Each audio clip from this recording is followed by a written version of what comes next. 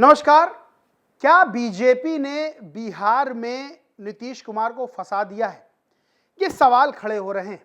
ये सवाल क्यों खड़े हो रहे हैं? क्योंकि नीतीश कुमार से सीधा सीधा 17% वोट खिसकता हुआ नजर आ रहा है। आपको पता होगा कि रमजान का महीना है, इफ्तार पार्टियों का आयोजन हो रहा है। बिहार में चुनावी साल है ये, यानी कि बिहार ऐसा राज्य है जहां पर इस साल के अंत में अक्टूबर तक माना जा रहा है विधानसभा चुनाव होंगे। और इसको लेकर भारतीय जनता पार्टी अपनी तैयारी कर रही है, जेडीयू अपनी तैयारी कर रही है, आरजेडी अपनी तैयारी कर रही है। अब जेडीयू और बीजेपी साथ हैं, आरजेडी और कांग्रेस साथ आते हैं कि नहीं आते हैं, ये सवाल बना हुआ है।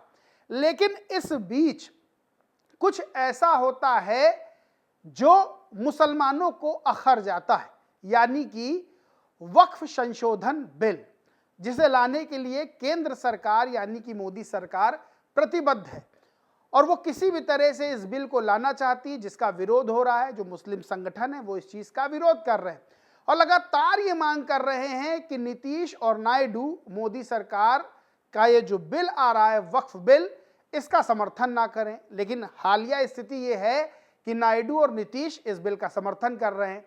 ऐसे में नीतीश कुमार या यूं कहें कि जेडीयू एक इफ्तार पार्टी का आयोजन करती है। उस इफ्तार पार्टी के आयोजन का बहिष्कार कर दिया जाता है और मौलाना अरशद मदनी वो सीधे तौर पर ये कहते हैं कि जो मुस्लिम हैं वो नीतीश कुमार की इफ्तार पार्टी में, ना सिर्फ नीतीश कुमार की बल्कि चंद्रबाबू नायडू की भी इफ्तार पार्टी का बहिष्कार करें। लेकिन यहां ज्यादा खास बात है नीतीश कुमार को लेकर, क्योंकि बिहार में चुनाव हैं और नीतीश कुमार जो कि फिर से एक बार मुख्यमंत्री बनने का सपना देख रहे हैं, उनसे 17% वोट छिटकता हुआ दूर जा रहा है। 17% वोट कौन? यानी कि बिहार में 17% के लगभग मतदाता मुस्लिम हैं। अब सोचिए कि 17% का जो आंकड़ा है वो अपने आप में बताने के लिए काफी है कि वो किसी को भी चुनाव जितवा सकता है और चुनाव हरवा सकता है। इस बीच दो इफ्तार पार्टियां होती हैं, एक आरजेडी की तरफ से होती है जिसमें लालू यादव, तेजस्वी यादव शामिल रहते हैं, और एक नीतीश कुमार की तरफ से होती है। नीतीश कुमार की इफ्तार पार्टी की तस्वीरें आप अपनी स्क्रीन पर देख रहे होंगे, कैसे हाथ जोड़े हुए हैं और एक बड़ा संदेश देते हुए नजर आ रहे हैं कि भैया हम साथ में हैं।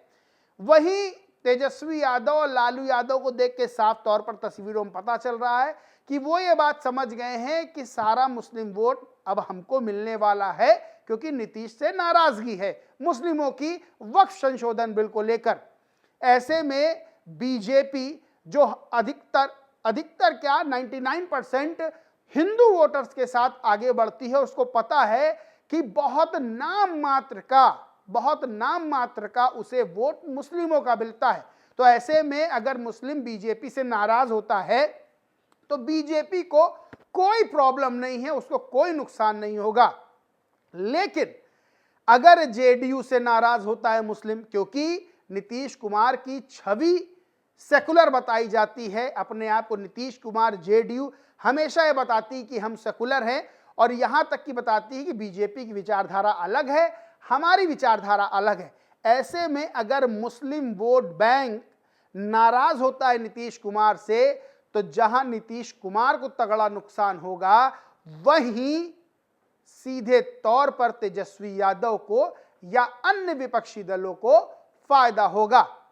अब एक और यहां ट्विस्ट आता है। ट्विस्ट यह आता है कि नीतीश कुमार की मानसिक हालत को लेकर भी सवाल खड़े हो रहे हैं, यानी कि विपक्ष लगातार कह रहा है कि नीतीश कुमार मानसिक रूप से स्वस्थ नहीं है और कई वीडियो इस तरह के आ चुके हैं, चाहे वो राष्ट्रगान के दौरान नीतीश कुमार की कुछ हरकतें हों, चाहे धनुष बाण उनका फेंक देना हो या फिर उनका बयान देना तरह तरह के मीडिया के सामने, तो सवाल खड़े होने लगे और तेजस्वी यादव समेत विपक्ष ने कहा कि नीतीश कुमार की मानसिक स्थिति ठीक नहीं है, उनकी जांच होनी चाहिए।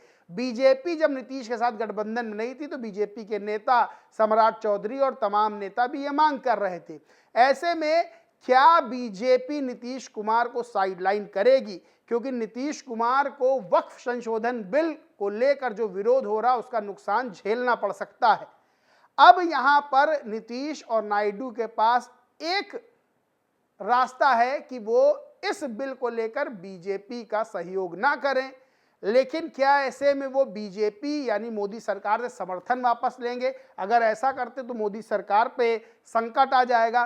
तो हाल फिलहाल ऐसा नजर नहीं आता है, लेकिन एक बात यह है कि बिहार चुनाव से पहले नीतीश कुमार बुरी तरह फंसते नजर आ रहे हैं। कारण है बीजेपी सरकार के द्वारा यानी कि मोदी सरकार के द्वारा लाया जा रहा वक्फ संशोधन बिल, और दूसरी तरफ बिहार में 17% वोट नीतीश कुमार से दूर जाता हुआ नजर आ रहा है। यानी कि बीजेपी को ना कोई फायदा ना कोई नुकसान होता दिखेगा, लेकिन नीतीश कुमार को बड़ा झटका बिहार चुनाव से पहले लगता हुआ नजर आ रहा है। और ऐसे में नीतीश कुमार की राजनीति पर भी अब सवाल लोग खड़े कर रहे हैं कि क्या बीजेपी ने नीतीश कुमार को मझधार में फंसा दिया है। बहरहाल दोस्तों, इस पूरे मामले पर आपका क्या मानना है, क्या कहना है, कमेंट करके जरूर बताएं। वीडियो अच्छा लगा तो लाइक करें, शेयर करें, और चैनल को सब्सक्राइब नहीं किया तो सब्सक्राइब करके बेल आइकन जरूर दबा लें। धन्यवाद।